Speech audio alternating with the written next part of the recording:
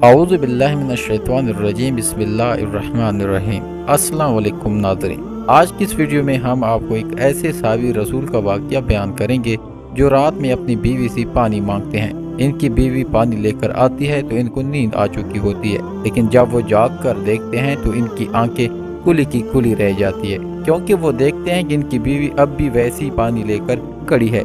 लेकिन जब वो इनसे पूछते हैं तुझे क्या चाहिए, तो बीवी कहती है मुझे तलाक चाहिए। वो ऐसा क्यों कहती है और इसके पीछे की असल कहानी क्या है, आज की इस वीडियो में ये सब कुछ हम आपको बताएंगे, इसलिए वीडियो को लास्ट तक ज़रूर देखिएगा और हमारे इस चैनल को सब्सक्राइब करते हुए इस्लामी वाक़यात और हदीस नबी सल्लल्लाहु अलैहि वसल्लम को दूसरों तक पहुंचाने में हमारी मदद करें। वाक़या कुछ इस तरह है कि एक सहाबी रसूल रात को अपने घर में आराम फरमा रहे थे और इन्हें प्यास लगती है, तो वो अपनी बीवी से पानी मांगते हैं। इनकी बीवी पानी लेकर आती है तो वो सहाबी सो चुके होते हैं।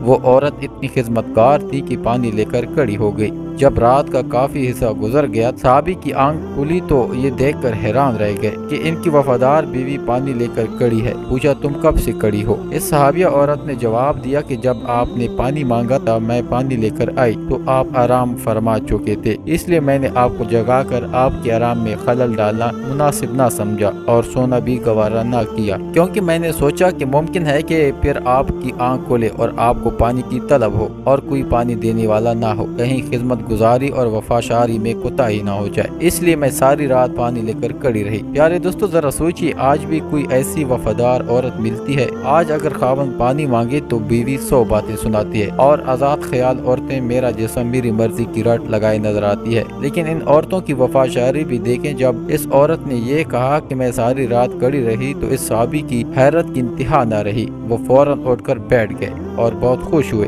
और अपनी बीवी से कहने लगे तुमने खिदमत की इंतहा कर दी। अब मैं तुमसे इतना खुश हूँ कि आज तुम मुझसे जो चीज मांगोगी मैं दूंगा। साबिया ने कहा मुझे किसी चीज की जरूरत नहीं है, बस तुम राजी रहो और खुश रहो। लेकिन जब साबी ने बार बार जिद की तो औरत ने कहा कि अगर मेरा मुतालबा पूरा ही करना चाहते हो तो बराए मेहरबानी मुझे तलाक दे दें। जब इसने ये अल्फाज कहे तो इस सहाबी के पाँव के नीचे से जमीन निकल गई। वो हक्का बक्का और हैरान रहकर अपनी बीवी का मुंह देखने लगा कि ये क्या कह रही है। इतनी खिदमतगार बीवी आज मुझसे तलाक का मुतालबा कर रही है। चूँकि मैं ये वादा कर चुका हूँ इसलिए तेरा मुतालबा तो पूरा जरूर करूँगा, लेकिन पहले चलते हैं रहमत आलम सल्लल्लाहु अलैहि वसल्लम की खिदमत में। आपसे मशवरा करने के बाद जो फैसला होगा इस पर अमल करूँगा। चुनांचे सुबह सादिक का वक्त हो चुका था। ये दोनों मियाँ बीवी अपने घर से निकलकर हजरत मोहम्मद सल्लल्लाहु अलैहि वसल्लम के हुजरा की तरफ रवाना हो गए। रास्ते में एक गड्ढे में सहाबी का पांव फिसल गया और वो गिर गए।